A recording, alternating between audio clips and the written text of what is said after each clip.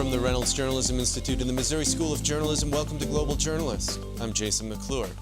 Today we're taking a hiatus from talking about international news to continue our periodic series on pioneering journalists and news outlets. Now, it may seem hard to believe, but back in 2007, political news was still mostly dominated by a few traditional news outlets, like the New York Times and CNN.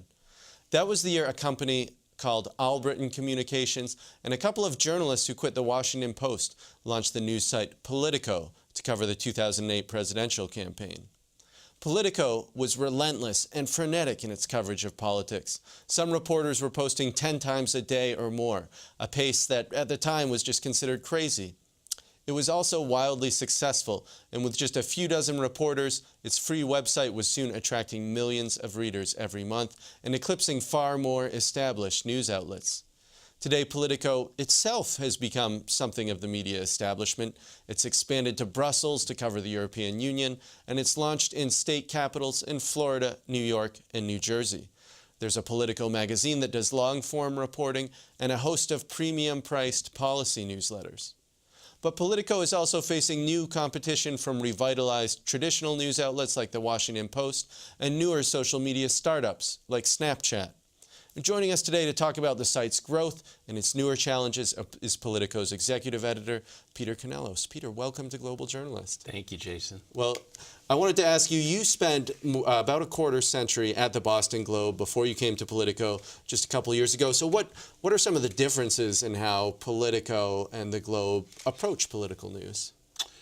Well, the Globe has a niche that it developed with the New Hampshire primary. So a lot of its influence nationally and a lot of its focus is on the very, very early stages of the presidential election. There's obviously an intense political interest in Boston and among the core Boston readership. I was the Boston Globe's Washington bureau chief for 6.5 years. So we at the Globe always cared a lot about national politics and wrote about it pretty aggressively. But it's nothing like what Politico does, where we're dedicated 24/7 around the clock with a staff that's about the same size as the Globe's, just to covering national politics. So it's a very different approach and a very different ballgame. Well, back in 2007 and 2008, it was evident that Politico was really doing something really new. 8 years later, 9 years later, I mentioned in the intro, it's a magazine, it's a host of these, it has all these subscription newsletters, it has state-level publications. Now you're in Europe, too. So can it sort of succeed at being all these different types of news outlets? Oh, absolutely. I mean, building a global brand makes Politico a great success story and opens up all kinds of opportunities for the spread of our journalism and for creating new products and bringing in new revenues. Politico's always been at the vanguard of change in the profession, and it still is with something like Politico Europe, which has been a huge success in really unifying the continent in covering one of the most important stories in the world, which is the European Union today. Well, when Politico was founded, one of the ideas of a couple of the founders, John Harris and Jim Vandehei, was that 6 or 7 of the best reporters in Washington, maybe backed by a bunch of sort of aggressive young people, could do the news faster and better than more institutional news outlets. And so it was sort of this revolutionary force. What do you make of that theory? Is Politico, is it still in that same mold? Partly. I mean, Jim and John and Robert Albritton were great visionaries, and they did succeed in a very strong way. Right now, there are a lot of outlets that are trying to do exactly what Jim and John and Robert were doing 9 years ago. So Politico has, developed some new products and, tried out some new muscles and some new things. And I think that the great success of the last few years and the current leaders of Politico in the newsroom is that we've retained our relevance in the face of tremendous competition. Having come to Politico just 2 years ago, I'm constantly astounded by the reach of the brand. I go to talk at universities sometimes, and students will be referencing particular writers, and they'll be talking about stories that they read that morning and things. I think Politico is in very good shape right now. Well, let me ask you, at traditional news outlets like the Globe and in journalism schools, there's lots of talk about sort of the general news media's role to serve the public. Is that Politico's mission as well, or is it something a bit different? No, we believe in a public service mission. I mean, we're a force for accountability and transparency in political journalism and in Washington and in government and in politics, and that's an absolutely sacred mission to us. So 100% we are pursuing the public interest. Well, in because what we there's this do. view of Politico that it's sort of an insider's publication, that it's sort of helping people who are inside the Beltway, who are key figures in policy discussions or politics, sort of talk to each other, and it's sort of an information broker there, and that it doesn't have its focus sort of on the wider population outside of that. Well, we definitely Politico's core readership is the most important movers and shakers in the country and people who are very politically engaged. But that doesn't mean you can't be a force for accountability and transparency within that community. If anything, it becomes even more important, I think, to be that. So something like Money in Politics, where we've had this explosive growth since Citizens United, is an entire franchise for Politico. And, we believe in explaining and exposing, who is behind so much of what's going on in politics today, even if there aren't disclosure requirements to help us. Reporting has to fill in where the law doesn't, what the law doesn't cover. And that's part of what we do. And I believe that's a very strong public service mission. And not to keep bringing up the Boston Globe again, but of course, one of the ways that the Globe had attracted a lot of attention in recent years was because of the film Spotlight, which of course covered the Globe's investigation of sexual abuse in the Catholic Church back in the early 2000s. Would that kind of investigation be something that Politico could tackle in its current configuration or might in the future? Yes, if it related to Politico's core mission. So if it was something about money and politics or something about government scandals or misuse of funds or policies that have gone hideously awry, absolutely. And I think Politico has developed a lot of stories along those lines and should be developing more as we expand in the future. But of course, I'm also, very proud of the public service mission of the Boston Globe and the great work that the Boston Globe did. It just takes on a slightly different color when your constituency is a geographic constituency like the Globe's, as opposed to a constituency based around interest and ideas like it is at Politico. A reminder that you're listening to Global Journalist. Today we're doing one in our series of periodic interviews with pioneering journalists and news organizations around the world. We're joined today by Peter Canellos, executive editor of Politico. If you're interested in more on this series, including interviews with All Things Considered's Audie Cornish or the 4-time Pulitzer-winning photojournalist Carol Guzzi, subscribe to our video page on YouTube. You can also get more of our continuing coverage of undercovered international news and issues on our website, globaljournalist.org. We're also on social media. You can like us on Facebook or follow us on Twitter @GlobalJourn. Well, Peter, one of the things that I think is interesting about Politico is that, particularly for people who have worked in journalism, what's nice to see is that it has been successful financially. So how has Politico been able to expand and continue to pay its bills at the same time? Where does the money come from inside Politico? Well, Politico has been very successful at building subscriber revenue. I think that, that's obviously an important piece of the business side of newspapers is maximizing your subscriber revenue. And so Politico Pro, which has 14 policy sites and some sub-policy sites, has been a tremendous source of growth in just 3 or 4 years, basically, for Politico. And these newsletters, like they're really focused coverage of particular issues like defense or energy or the environment, and your subscribers are who? People with interest in those areas. A lot of them are companies. Some of them are governments. Some of them are nonprofits. But mostly companies that have interest in what's going on in those areas in Washington. And the reporters for those sections may do 70 or 80% of their work for the pay site. And then also, when they have a chance to break a big story, they can do it for the main Politico site. So it's actually a great opportunity for young journalists, particularly, to develop an intense area of specialization, writing for a very sophisticated audience for the subscribers, and then also having access to Politico's 30 million unique readers a month to break big news if they come across it. Okay, and so these subscription newsletters, in other words, basically subsidize the free website then? I don't think it's quite right to say they subsidize it. They're a huge part of the Politico revenue equation, but there are sponsorships, there's advertising, there's the Politico print edition, all of which draw on the content that the main site provides. So, it's kind of a yin and yang. About half of the newsroom in Washington is the Politico pro side, and about half of it's the main site, and the revenue equation is fairly similar. Well, I wanted to ask you about sort of the generational shift that's happening at Politico, because it has lost some really key figures in 2016. Jim Vandehei, one of the founding journalists at the time and Politico's publisher, he said he was leaving.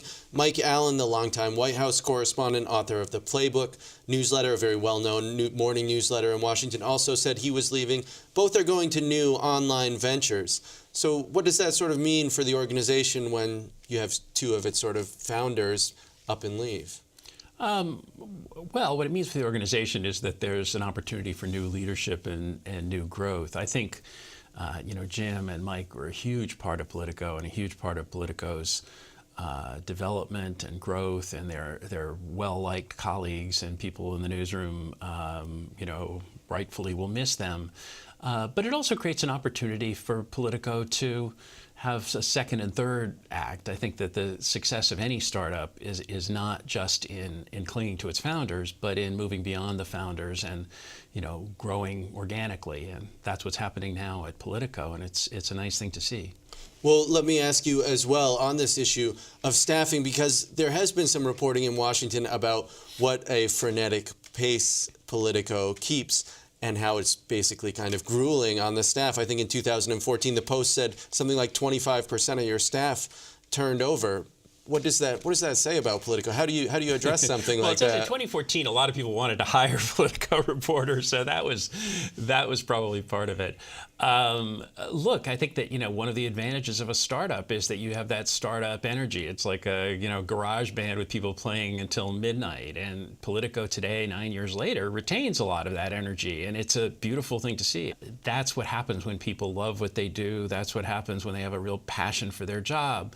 Now, is that ideal and sustainable for the long term in every way? Well, obviously, as you mentioned before, Politico's growing in many interesting ways in state capitals and in Politico Europe. And if out of that we can create a career path where people will come and take on a mission and pursue it as aggressively as they're pursuing the coverage of the presidential campaign right now, but then move in another direction, move to Europe, move to a state capital, take on a policy area that's a source of expertise for them. I think people can look forward to having longer careers and maybe a little more of a family-friendly kind of schedule, as their career develops. And you mentioned Politico's plans to expand geographically into new areas. It's already in New York, New Jersey. We mentioned Florida, Brussels. How big is the market for this type of reporting? Where else do you see Politico potentially growing? Well, I think Politico is looking both internationally and domestically for opportunities to sort of replicate the Politico style of journalism. Right now, we're expanding our health coverage and our health site and getting more into regional health coverage. That's an ongoing project right now that I think will make our Health Pro product, appealing to a whole new set of readers. And that's an ongoing process. Robert Albritton has talked about, doubling and tripling the size of the company and is looking for opportunities to do that. You obviously want to do that in a strategically smart way where you can, come in with a high quality product and right away attract a strong number of readers and sponsors. And, that's a lot of the work that we're going to be doing in the next few years.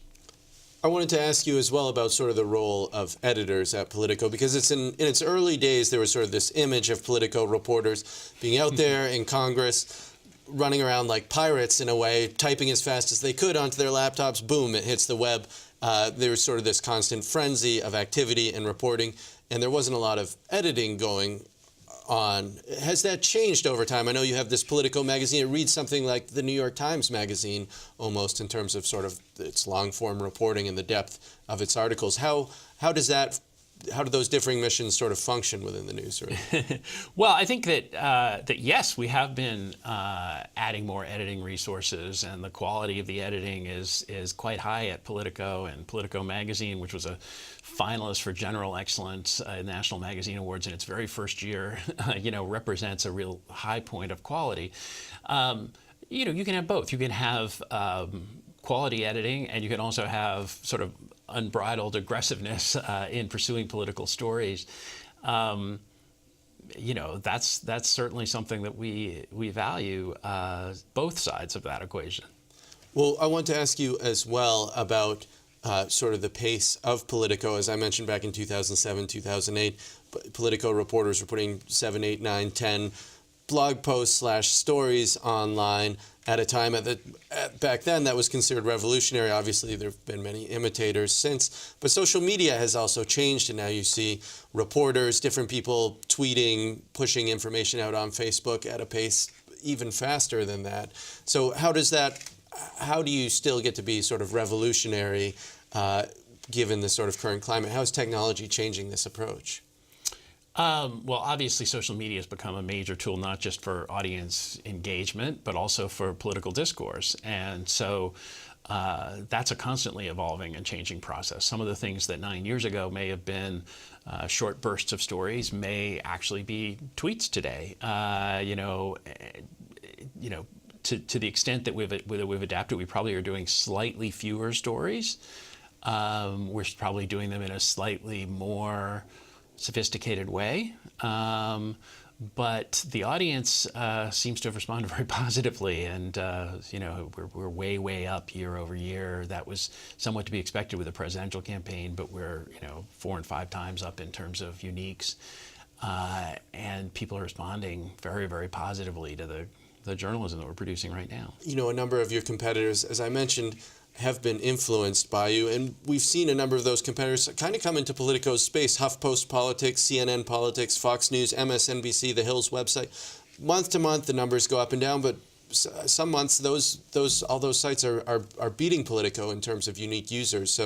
So how do you sort of fight back against that? Well, first of all, there's some dubious claims out there about beating us in terms of unique users, and there's also Politico's model is not based on maximizing. It's not based on maximizing a readership. Internally we can sort of tell how people are engaged in certain things by monitoring readership, but our game is not to be the most have the highest number of uniques or the highest number of page views in the country. Our game is to provide quality coverage to the people who care about politics the most and serve our readers to the highest possible level.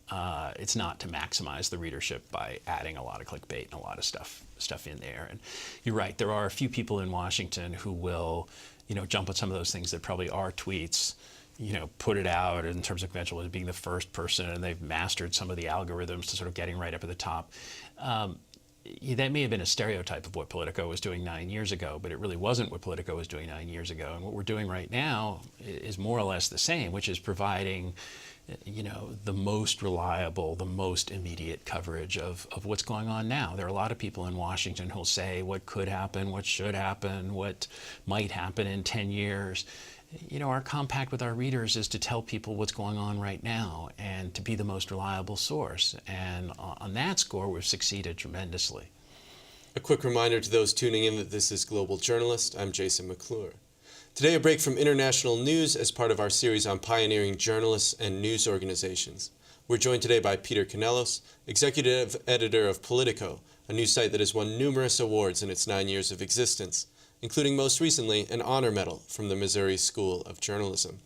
Well, I just wanted to pick up on this idea of sort of clickbait and attracting views, because ultimately that is how a lot of what goes on the web is monetized. And I understand that Politico, right from the start, has tried to emphasize that it wants to be a successful website, but that its reporters won't necessarily be measured by how many clicks or views or hits their stories get. So how do you make money doing that? Well, Politico, compared to all these other online outlets, has a more dedicated daily readership. About half the people who come into the Politico site are coming to the homepage, which you really don't see with any of these competitors. So we have a dedicated audience. If you're a advertiser, if you're somebody who wants to sponsor content, who wants to participate in Politico events, there is a community of Politico readers that is very dedicated and there on a daily basis for us. doesn't depend on somebody, sending them something on Facebook and them sort of hooking in. It doesn't depend on keywords and search algorithms. Not that we would, turn away any readers who are coming that way, and we do have a lot of people who come in that way, but we're interested in a dedicated group of readers that believe in Politico, that trust Politico's journalism, and that come to us regularly, and we've been very successful in that. Well, if you could, just looking back at the 2016 campaign, it seemed like Donald Trump's campaign in particular posed some new challenges for political reporters. What were some of the issues with covering the Trump campaign that were different or new, perhaps? Well, I think the biggest one was starting in the primaries. It was clear that there was sort of a grassroots kind of messianic aspect to those Trump rallies. He was putting out new issues that weren't being discussed by the other Republican candidates. He was speaking in a different language. He was breaking a lot of political taboos. And we made a decision to really cover the scene of Trump and the Trump phenomenon kind of at the grassroots level, at a time when a lot of people were covering sort of all of the candidates kind of equally in a sort of debate-like way. I think that was the right decision. I think that covering Trump as a phenomenon, covering him as a something of a political showman, eventually became part of everybody's coverage. The next way in which Trump presented a challenge to the media was fact-checking, and Politico very early on committed to fact-checking an entire week of Trump on the campaign. This was during the primaries, and we got a lot of positive attention, including from President Obama, for doing so.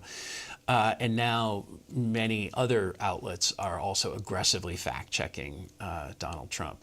I think some of the mainstream media outlets were also a little bit slower than Politico was. But doesn't this open yourselves up for criticism from conservatives who say, how come you're focusing so much more on fact-checking Donald Trump than you were on Hillary Clinton? We've always fact-checked Hillary Clinton equally. There have been more corrections on Donald Trump, more errors with Donald Trump. There's just no question about that. And it's adapting to the campaign that's out there. We're covering what is going on. And if Donald Trump is going to put on a big show and break a lot of political taboos and say a lot of very controversial things and attract what is very much a new constituency for the Republican Party, we want to be there on the ground covering that. Likewise, if there's going to be serious questions about the accuracy of some of these conspiracy theories that he's putting out there and some of these things, we have to be vigilant about correcting that. And we have been vigilant in correcting that. I don't think that adds up to biased coverage. It just adds up to coverage, coverage of the story that's out there. And certainly we've had, at the time that we're speaking now, we have probably 12 people right now in the newsroom going over WikiLeaks emails from Hillary Clinton, looking for stories there. There are probably more people investigating Hillary Clinton than there are investigating Donald Trump. I don't know where that will lead. We're speaking before the election, so there could be something big that'll happen that we can't foresee right now. But certainly the commitment is there to checking Clinton every bit as aggressively as Trump. And I should remind our audience that we are actually taping this interview just before the 2016 elections, so be advised of that as you're listening to Peter Canellos' comments here.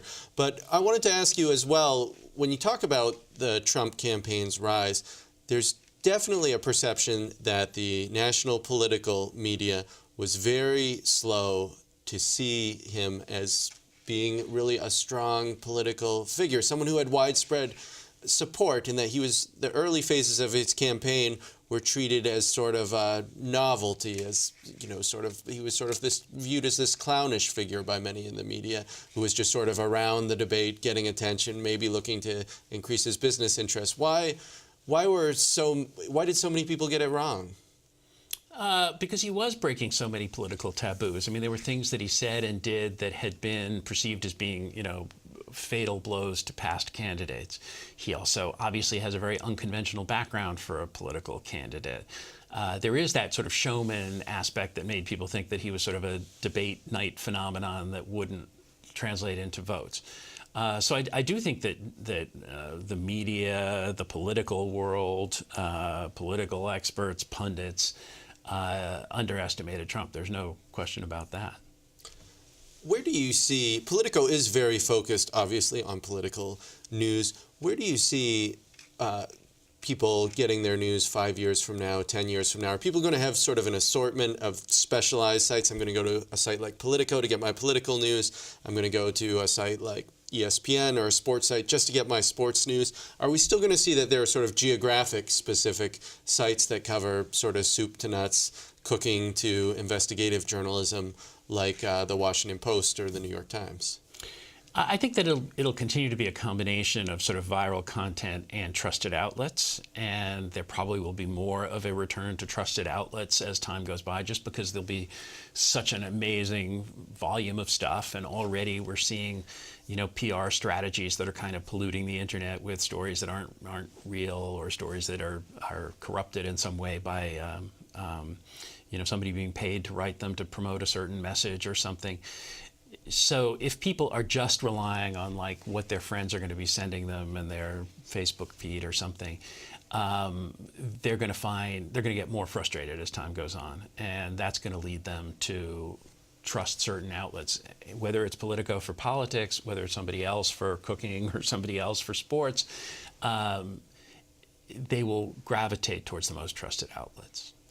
In looking back at the 2016 election, it does seem like there were these changes in the Republican Party in that, as you mentioned, Trump had violated a number of sort of common political rules, or he'd made some gaffes. It seems like one of the lessons from the election was that the Republican Party's base was not motivated so much by the ideology of the leaders that were running the party, but it was something else. What do we take away from this election, do you think, going forward? Well, certainly there's been a slow realignment for a long time with people who were in sort of professional classes, doctors and lawyers, and others moving to the Democratic Party, partly because of the social issues, and also bringing with them some of their financial agenda.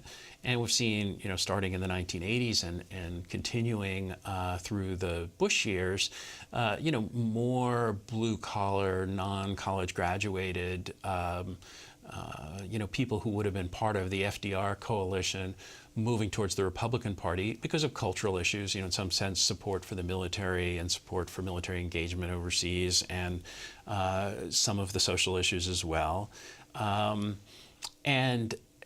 That had reached a critical mass in 2016, and many of those voters who are not as attracted to the Republican tax cut message, but are attracted to the Republican message or the Trump message of anti-trade deals and concern about immigration and concern about the role of foreigners in the American economy and American life and values. Those people reached a critical mass and were able to elect a nominee, and it's something the Republican Party is going to have to grapple with and will be grappling with for a long time. That's going to have to do it for this edition of Global Journalist, a production of the Reynolds Journalism Institute at the Missouri School of Journalism. Our assistant producers for this program are Whelan Zahn and Bryce Arthur. Anadil Iftikhar is our visuals editor, and our producers are Vera Tan and Riley Beggin. Pat Akers of KBIA Mid-Missouri Public Radio is our audio engineer. Travis McMillan of RJI is our director. I'm Jason McClure. We'll see you next week.